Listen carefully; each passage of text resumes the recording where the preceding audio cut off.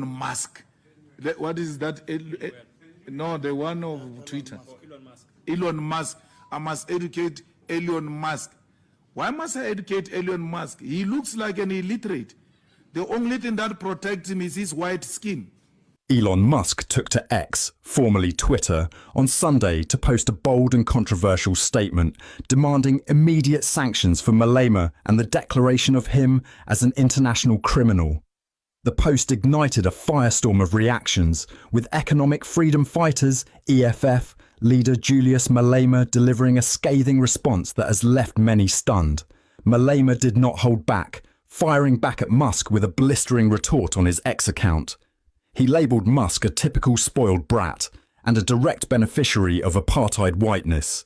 His response was as sharp as it was defiant. "I know black people look the same to you, typical racist. Look closer and you will realise those are two different people. America is exposing us to its stupidity.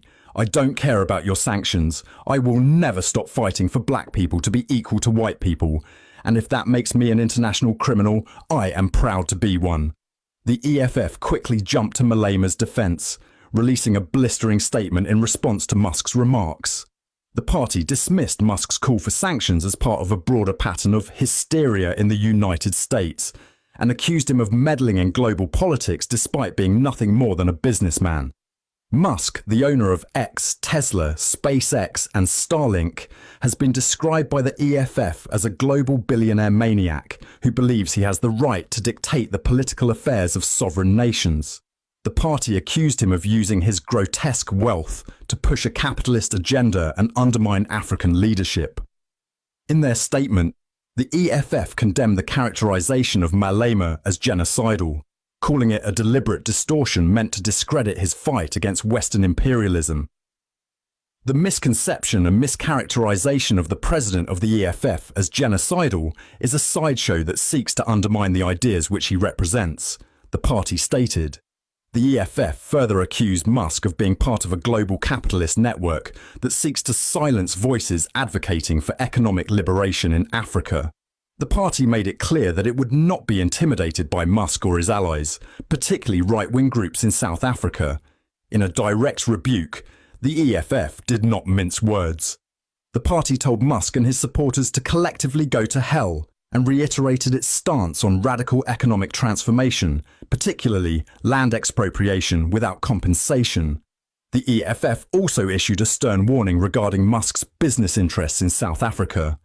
The party vowed that Musk's Starlink would never operate in the country unless it complied with local laws requiring at least 30% local ownership.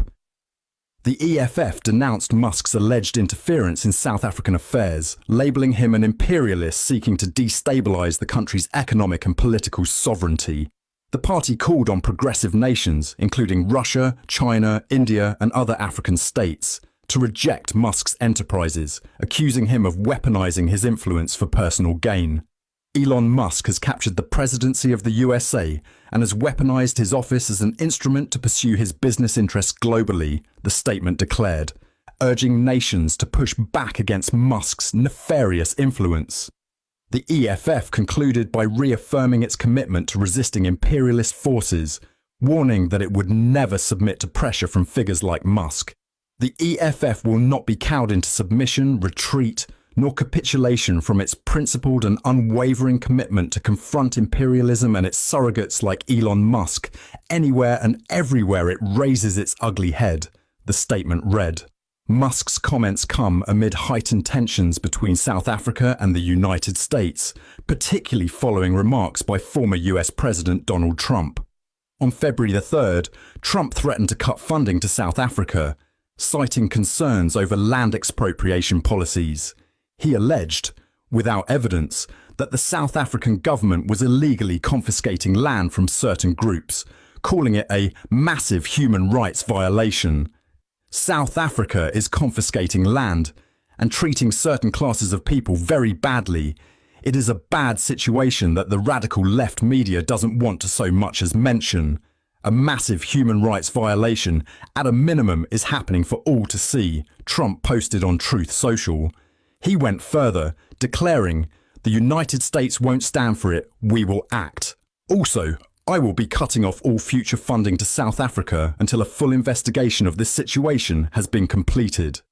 The controversy stems from a new law signed by South African President Cyril Ramaphosa, aimed at addressing historic racial disparities in land ownership. The legislation seeks to accelerate land redistribution efforts, which have been a contentious issue since the end of apartheid in 1994. In response to Trump's comments, Ramaphosa firmly defended his government's policies, emphasizing that South Africa remains a democratic nation governed by the rule of law. We look forward to engaging with the Trump administration over our land reform policy and issues of bilateral interest. We are certain that out of those engagements, we will share a better and common understanding over these matters, he stated.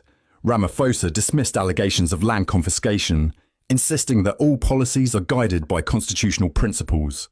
South Africa is a constitutional democracy that is deeply rooted in the rule of law, justice and equality.